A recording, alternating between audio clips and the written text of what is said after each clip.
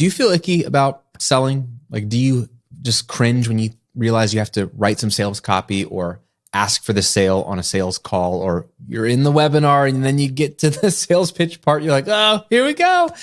Yeah, I get it. We all have some baggage when it comes to selling. Some of you have a leg up on me in terms of having a sales background, but either way, selling is just a part of life. It's a part of everything we do. Selling touches everything we do, whether money is being exchanged or not. We are always selling our ideas, selling our philosophies, selling our thing that's going to be free. We have to convince people it can help them. So sales is real and you got to be good at sales. But what I want to do today is help you by giving you 6 psychological selling hacks that, here's the great news, you're already familiar with.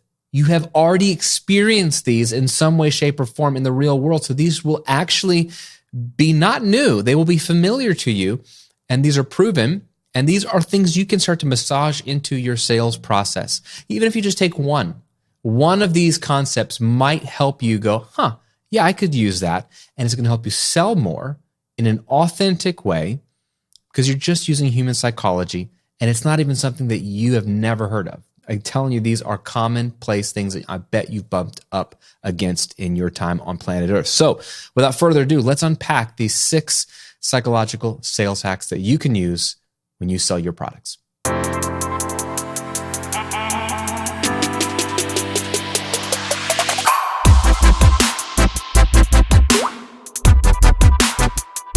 Welcome to episode 173 of The Graham Cochran Show, where I'm here to help you build your online business, work less, and live and give more. I'm your host, Graham Cochran. Who else, friend? So pumped to hang out with you today. We're going to talk about selling today, so this will be very tactical and inspiring. I want to give you a tool, though, to help you sell more. Before we even dive into the podcast, I just want to pump you up with free good stuff. I want to give you access to my 5-minute sales copy framework. Okay, this is a simple framework that I use to quickly jot down. It's just literally, it's like leading questions to quickly jot down the answers to these questions for anything you're about to sell. And it's going to give you the outline for your sales copy. So it won't write the sales copy for you, but functionally, the hard part will be done. I've done the heavy lifting. I'm asking you the important questions. You answer the questions for your course, your membership, your coaching, whatever you're about to roll out. Answer those questions in this document. It'll take you 5 to 10 minutes, easy. Then you have your bullet by bullet outline for your sales copy, whether you go long or short. It's genius. It's so simple, and it really plays along with human psychology, which is what we're talking about today's episode, and it makes sure that you cover all the important elements in a sales page. It's free. I want to give it to you. Just go to grahamcochran.com/copy, COPY, to get my 5-minute sales copy framework guide. It'll give you that template that you can use over and over again to sell anything. grahamcochran.com/copy, or if you're watching on YouTube, I'm linking to it below. Grab your copy, no pun intended, of that guide. So let's talk about selling. Do you hate selling? It's okay if you do. My first experience with selling was selling radio advertising for a local rock and country station in Harrisonburg, Virginia. And I sucked at it. I hated it. I hate it because I'm an introvert. I hate cold calling. I hate walking into businesses and cold calling in person, which is even more frightening. I hated all of it. I liked the idea of how much money I could make as a sales rep, and it was impressive to see what my colleagues were doing, but I couldn't figure it out. At 5 months in, I just was stressed out of my mind, hated my life. I quit. And long story short, finagle my way around through wasting some time, learning some new things, doing some odds and ends, and eventually started a business. And here I am, right? So I sell for a living now. Go figure. There's a lot of reasons why I didn't enjoy selling back then. A lot of it had to do with the product. I didn't believe in the product. And I think before we even get into the selling hacks, like none of these are going to help you if you don't believe in what you're selling. You really have to believe at your core, whatever you sell, that it is good for the consumer. Okay. Now, part of selling is making sure what you have to offer, although it's good for people, is good for them. Make sure it's the right fit. The great news is with what we sell online, with online sales copy and sales pages, all the selling is happening automatically. You don't have to be face-to-face for most of this unless you do high-ticket sales and you're doing it over the phone or Zoom or something like that. It's all pre-written copy, so you don't have to interact, and they self-select. If you've done your job, they can decide if it's not a good fit for them.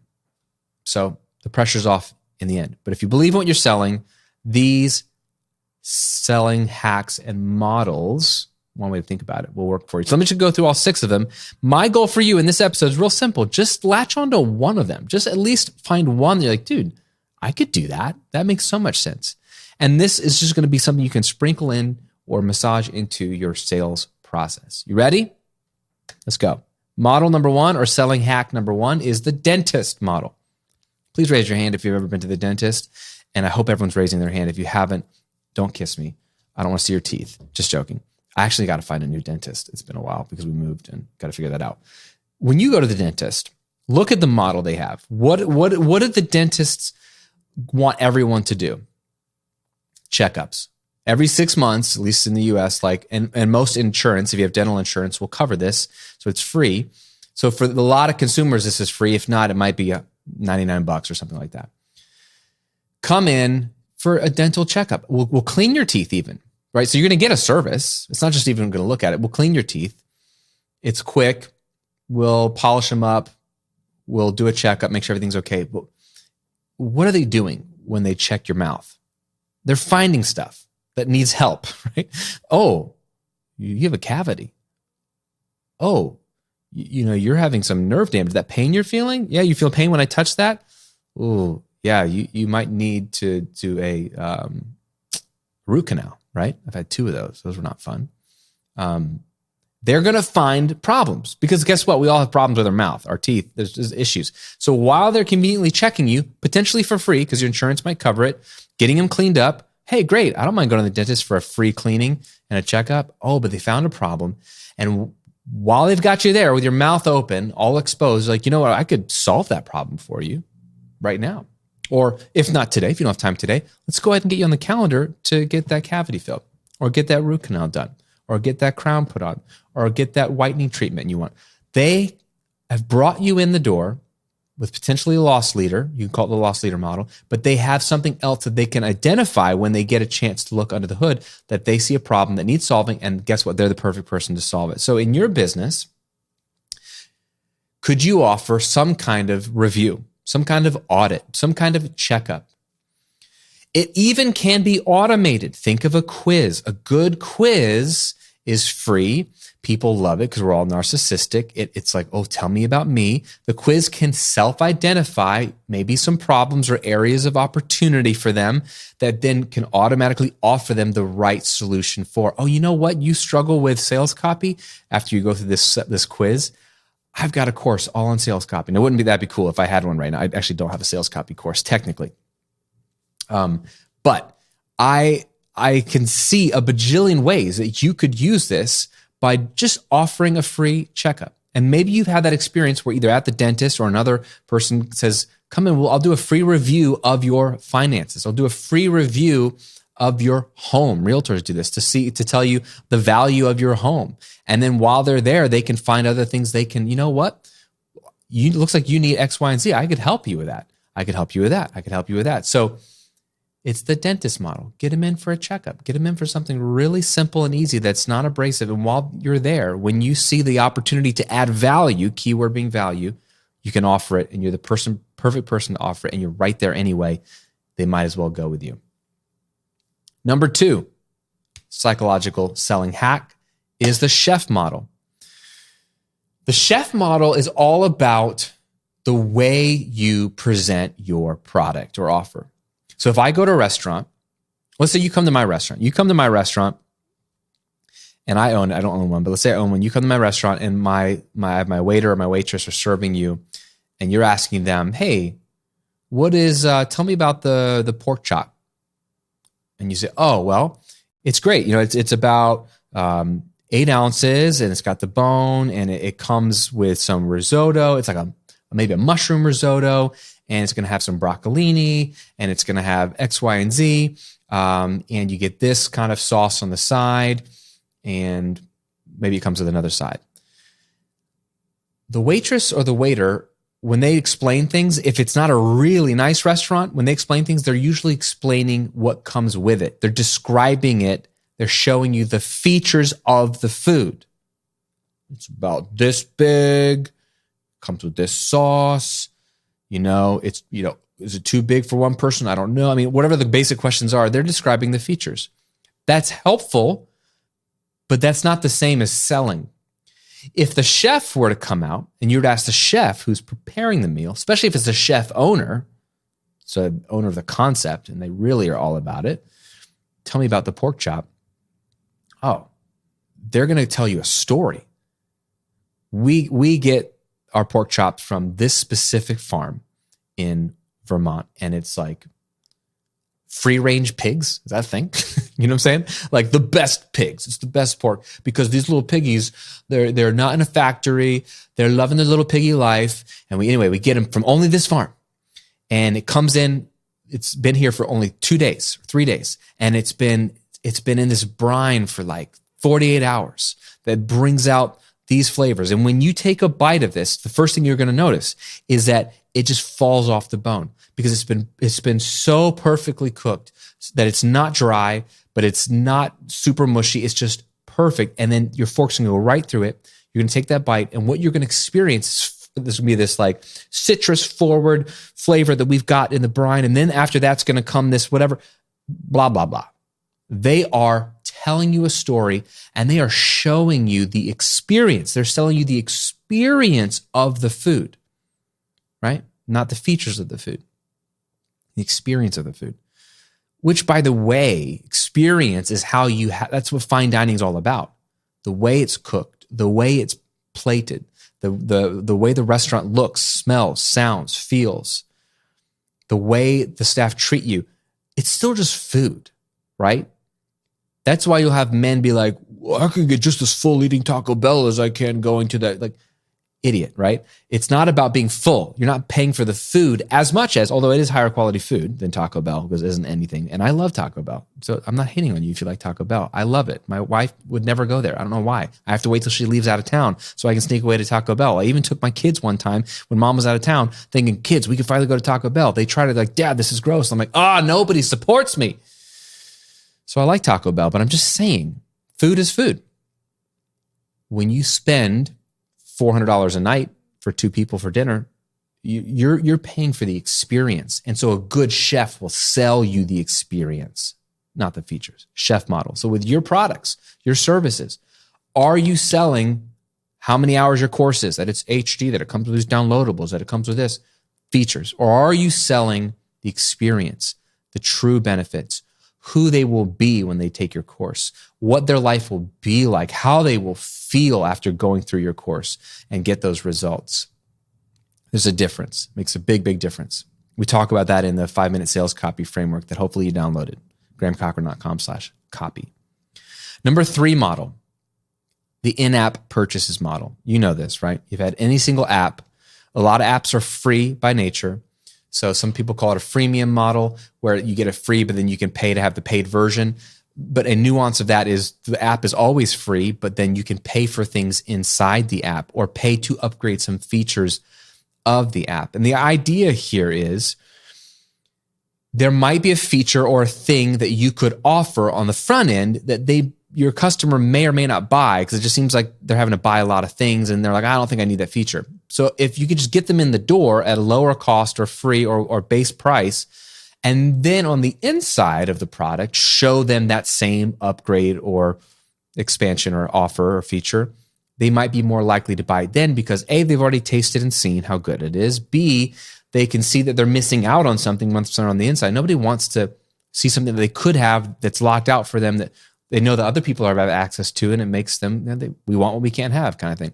So it's an easier sell. So for example, if you have a course and you're selling it and you're smart and you have an order bump on the sales page, which is a small checkbox offer to easily add another small lower cost thing to your offer, your order while you're right there. If you probably have like 2 or 3 or 4 other order bump type things that you could offer, having 4 or 5 order bumps on a page, it would be overwhelming. And most people aren't going to go for it. They might go for 1, but they're not going to go for all 4. So instead, you can put those offers inside your course as an upsell, even once they're in, like they're already in the product. And you can have this as a link inside of your course. You could have this as an automation that emails them 7 days after they buy the course, like, hey, are you enjoying it? If you haven't already considered, upgrade to the premium version here. You're going to get access to this, this, and this that you currently don't have access to. let them play around with it for a bit and see how awesome it is and see how they could potentially upgrade once inside. It's much easier to stair-step people in once they've gotten a little taste of the glory, right? Nacho Libre. See what it tastes like. A little taste of the glory. Than to just offer all of it at once. And they go, I don't need all of that. Make sense? Another twist of this that I've seen is, for example, I bought we're getting personal here. I bought a face serum, night serum for your face. And you buy it, and then when you add it to your cart, the upsell on the back end, so this actually isn't in-app purchase, but I've already committed to purchasing. The upsell is, do you want to go to a subscription model where we'll just mail you a new bottle every 30 days so that you'll never run out, and we'll discount the bottle. So instead of paying, I don't know, let's say it's $100 for the bottle, it'll only cost you $60 per bottle, and we'll auto ship it to you. And so like they could offer you that auto ship on the front end, but I'm not going to buy that because I'm like, I've never had this, so I'm just going to buy one. I just want one to try it out. That's what we always want to do. Like, well, we'll try one bottle and see if I like it.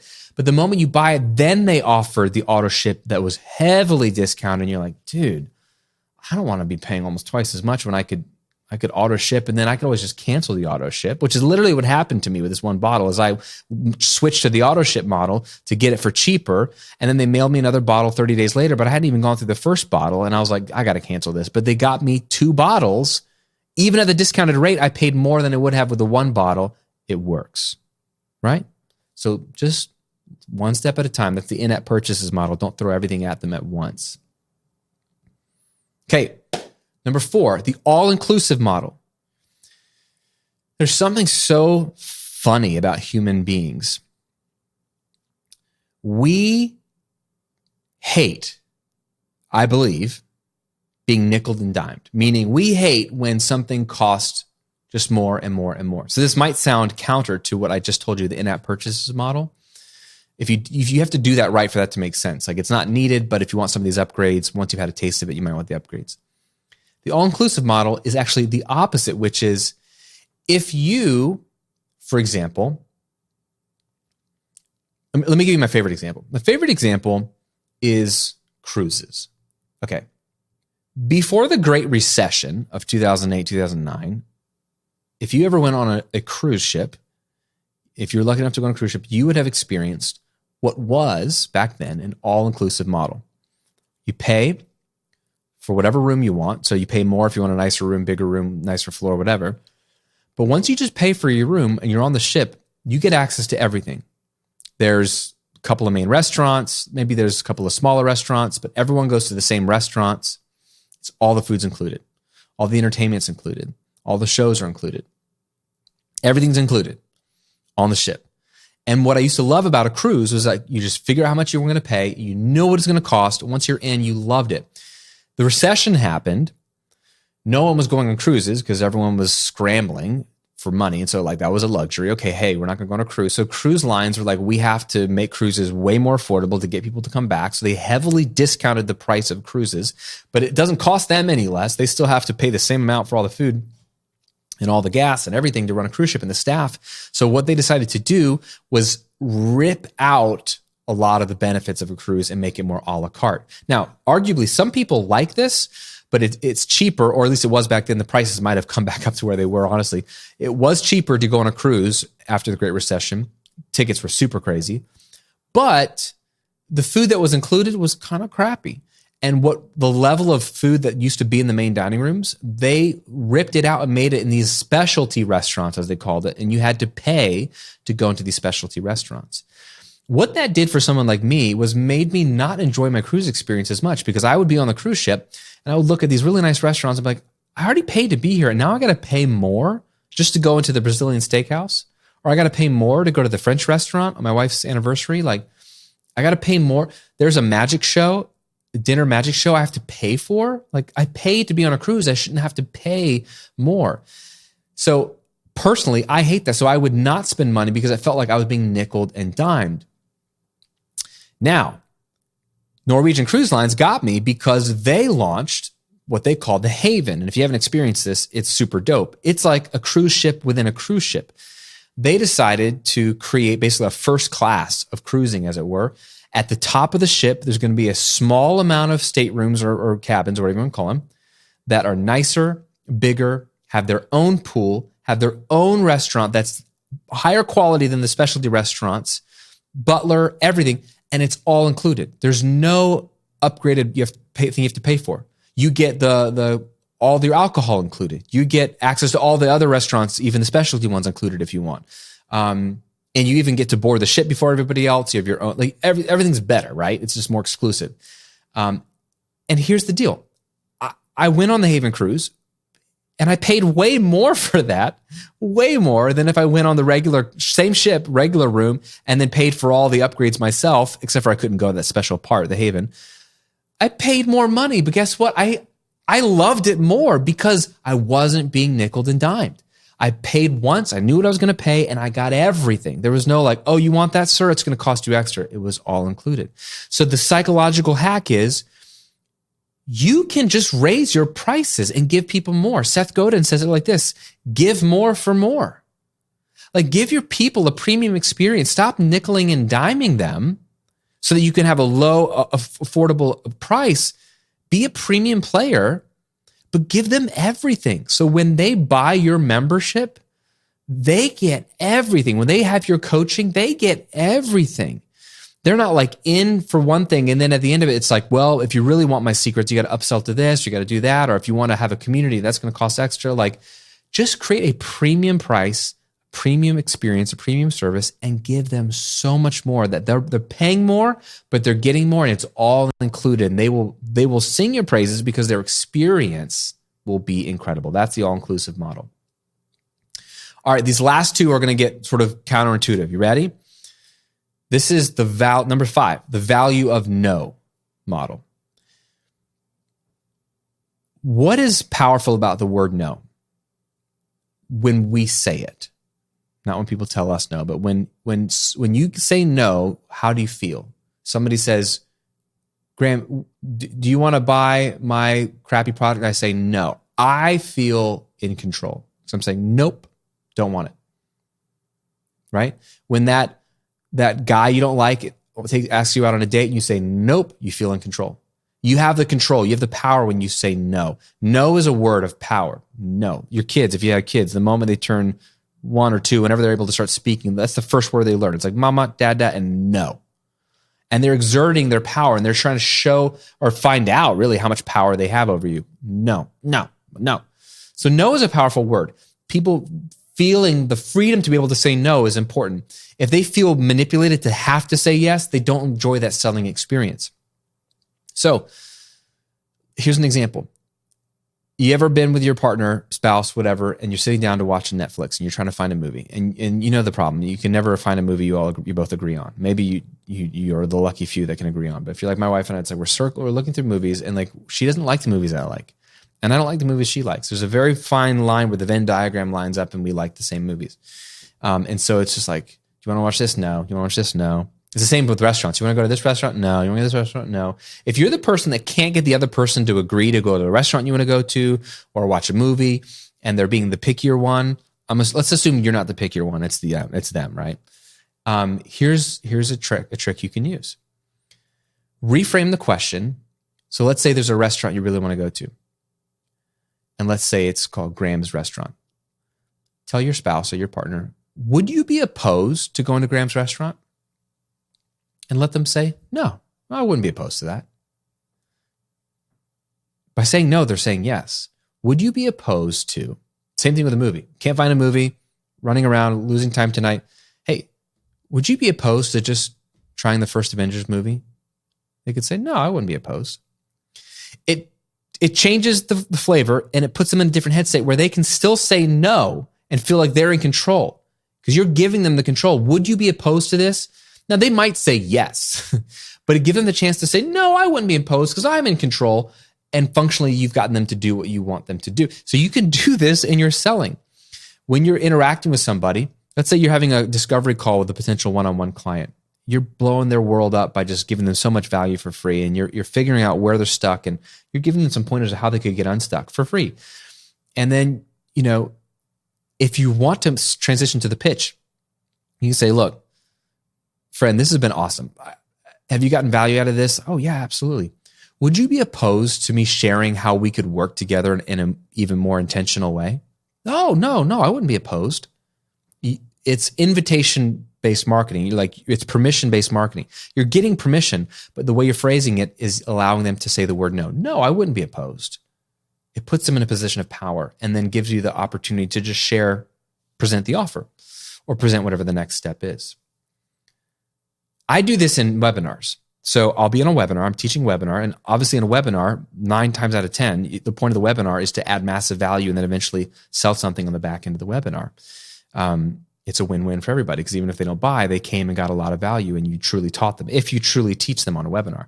But there's the point in the webinar that we all come to where we have to transition to the pitch. And that's where everyone gets nervous. So what I've done is try to use language that makes it effortless. So I'm teaching. This is usually where we're all comfortable. We're in our element. They're loving it. The chat's going. Get to the end. You say, hey, has this been amazing? This is another psychological hack that I didn't even put on this list, which is getting the first yes helps you get the second yes. So get a yes first, right? Hey, has this been valuable? Have you been getting value out of this? And they go, yes. Now they're more likely to give you another yes. So what I'll do is either say once they say yes, I would say, awesome. I have something really cool I'd love to share with you. Would it be okay if I share it with you now? And they go, oh yes, that's totally okay. And the flip of this, sometimes I say, I have something really awesome that I would love to share with you. Would you be opposed to me sharing it with you right now? Oh, no, go for it. You're asking permission. You're letting them be in control of the conversation by giving them the chance to say yes or no. And it leads into you asked for this. You said you wouldn't be opposed to this. You said you'd be okay with this. And then you pitch. It just puts them at ease and they're more likely to receive your pitch. That's the value of no. No is valuable. And finally, number 6, the negative positive model. Okay, what the heck do I mean? The negative positive model is when a brand will use they will position something as a negative. This is a potential negative of our product or service, but really it's cloaked in the fact that this shows the positive of the product. A really funny example, if this is not too much TMI, would be Viagra. Okay, if you're not familiar with Viagra or Cialis or whatever, I see the commercials all the time. Probably when I watch sports or football, it's probably men watching, so they're running all these Viagra commercials. So my education of Viagra are through the ads on TV. Viagra is a medication to help you if you cannot get an erection as a man. And so what's fascinating, the only thing I know about Viagra, other than they always put a really attractive guy in the commercial. So you're like, dude, he's usually in his 50s and he looks so good. And I'm like, that's just great marketing right there. Because every man's like, that's how I look at 50. And that's what I want to look like at 50. And most men don't. So there's that. But other than that dude in the commercial, is the warning that they have on the back of the box. And they mention it in the ad. And here's the warning. Forgive me again for a little TMI here today. If you experience an erection lasting longer than 4 hours, call your doctor. And it's so funny because I always thought that was the strangest warning. But you know what? That is the most perfect example of the negative positive model. Hey, here's a negative about using our product, Viagra. You might have an erection that lasts longer than 4 hours, and you might have to just call a doctor to help you out.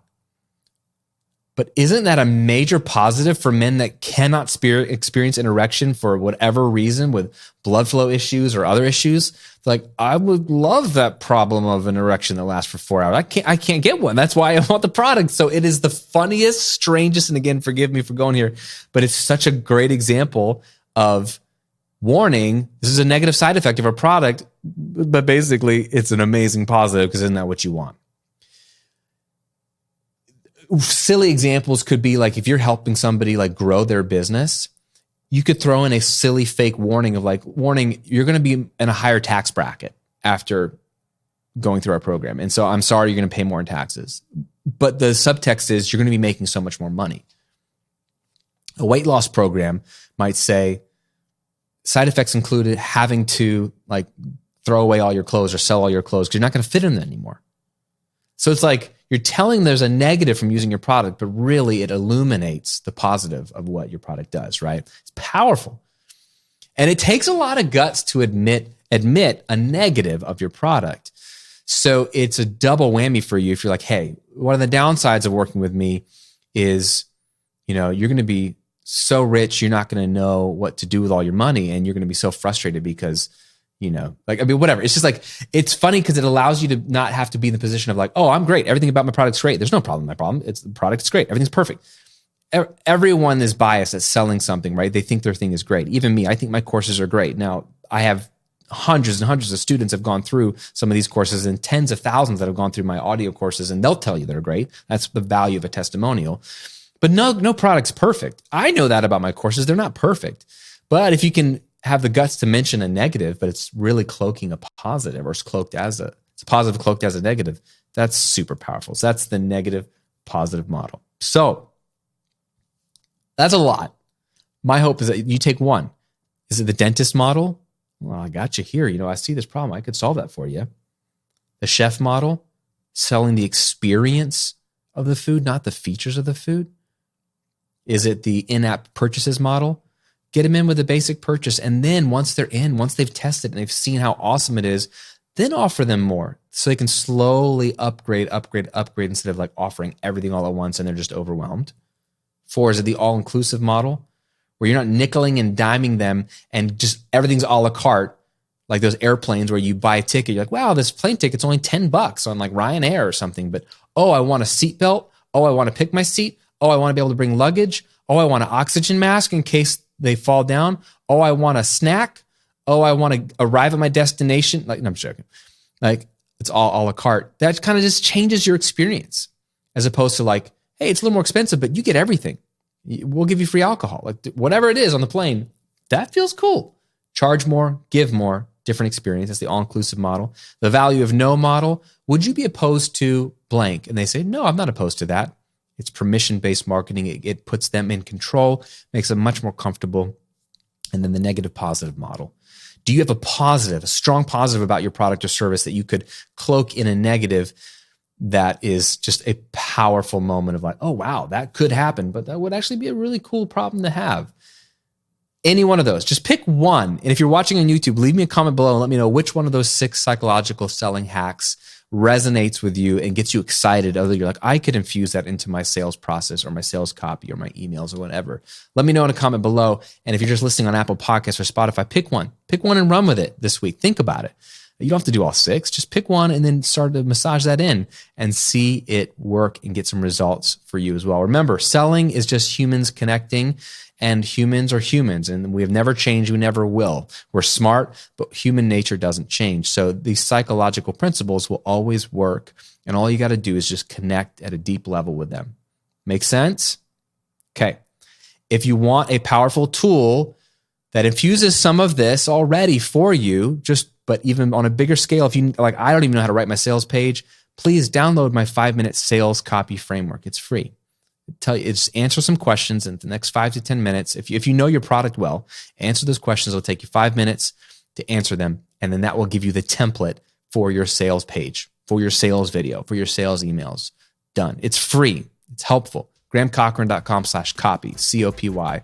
I'll link to it below in the video description. Thanks for hanging out today. This was a fun episode. I hope you enjoyed it as much as I did. And I will see you, my friend, on another episode real soon.